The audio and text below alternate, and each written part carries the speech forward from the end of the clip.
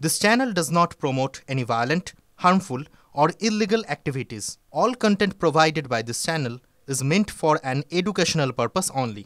আরো কিছু মেঘে আঁকি তোর একলা আকাশ, বৃষ্টি নামলে ভিজে যাস, ভিজে যাস।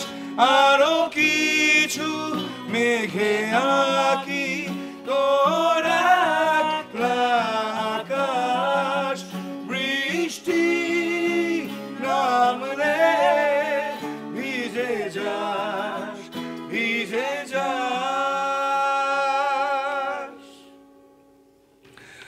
ব্যক্তিগত কারণে পটা আজকে আসতে পারেনি এই সেশনটায়, তাই পটার গান দিয়েই শুরু করলাম।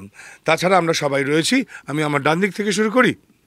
বৈদুর্য একটা গিটার বাজায়, সঙ্গে ভোকালস দেয়। অর্ণব আমাদের ড্রামার। আমি শুধু গান গাই, গান লিখি।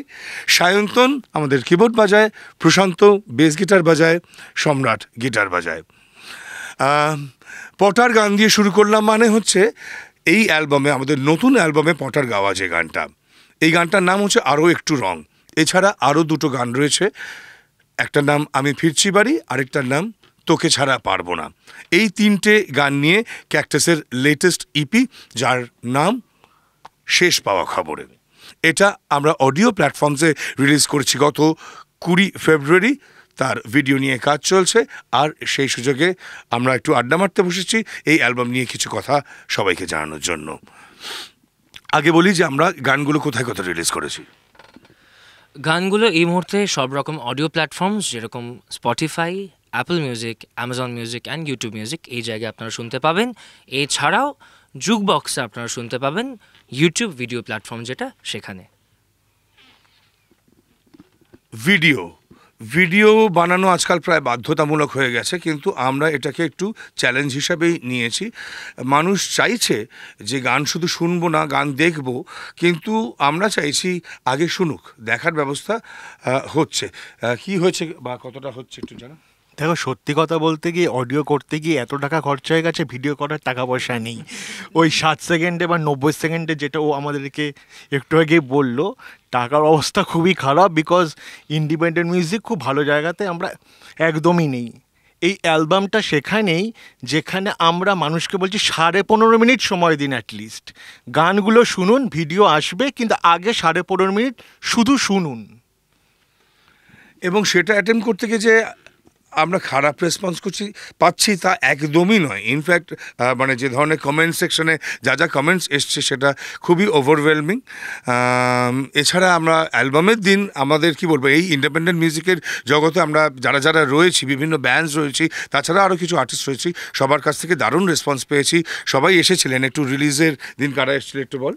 রিলিজের দিন প্রচুর মানুষ এসেছিলেন। যেমন লক্ষ্মীছাড়া বলতেই হয়, বাংলা ব্যান্ডের মধ্যে লক্ষ্মীছাড়া, ফসিলস, শহর, তারপরে চন্দ্রবিন্দু, মিসিং লিঙ্ক, তারপরে অনুপম দা এসেছিলেন। হ্যাঁ, তারপরে আরও মিউজিক ডিরেক্টরদের মধ্যে এসেছিলেন প্রবুদ্ধ ব্যানার্জি, আর অমিত দা এসেছিলেন, অমিত দত্ত এসেছিলেন, আর ইমন এসেছিল, হ্যাঁ ফকিরা এসেছিল, অনেকেই এসেছিলেন। আমরা খুবই আনন্দ করেছি আমরা সেদিন।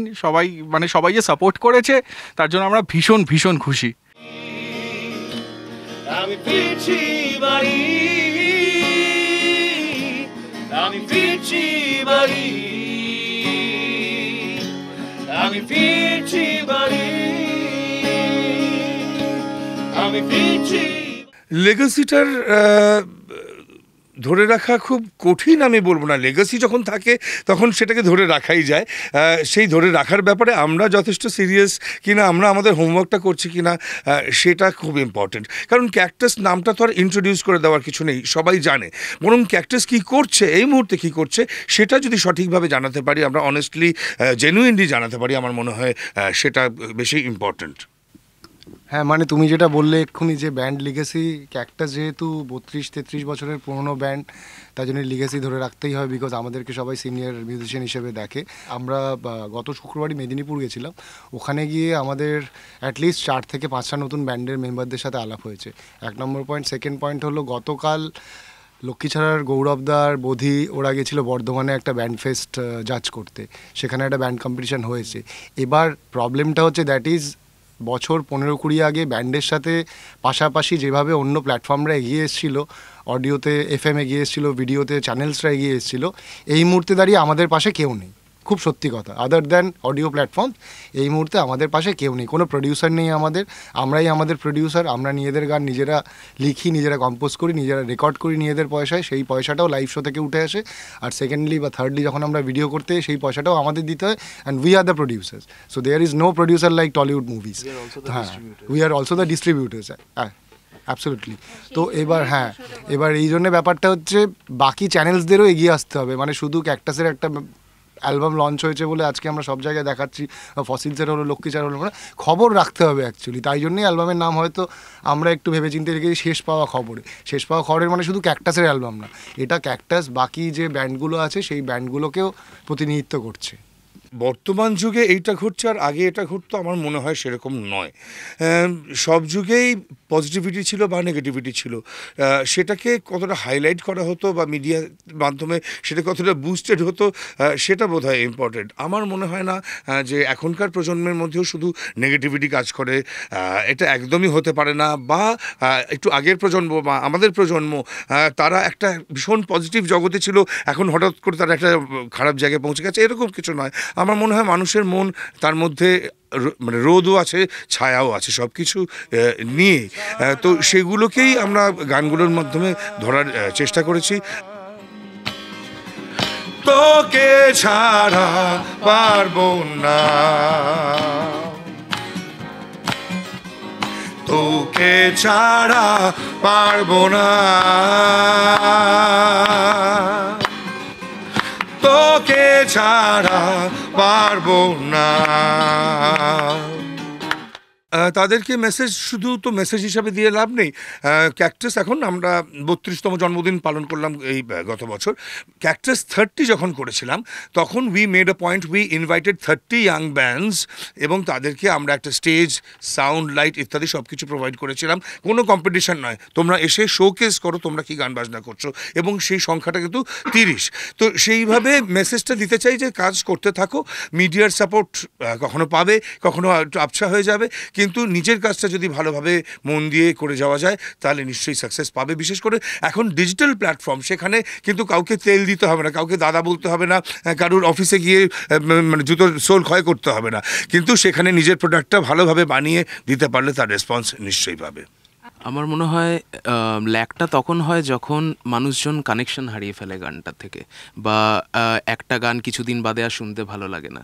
তো আমরা যখন আগে গান শুনতাম তখন আমরা অ্যালবাম ধরে শুনতাম, তো আমাদের যেই প্যাটার্নটা ছিল গান শোনার সেইটা অনেকটা পাল্টেছে। এখন আমি একটা আর্টিস্টের গান একটা শুনি, তারপরের আর্টিস্ট একটা অন্য আর্টিস্টের গান শুনছি। তো ইন দ্যাট ওয়ে আমার মনে হয় এই প্যাটার্নের সঙ্গে সঙ্গে মানে তাল মেলাতে কিন্তু এই অ্যালবামটা আমরা ইপি ফরম্যাটে রিলিজ করেছি, যেখানে 3টে গান, যাতে লোকজন 3টে গানই বারবার লুপে শুনুক, rather than having a full fledged 8টা গানের অ্যালবাম।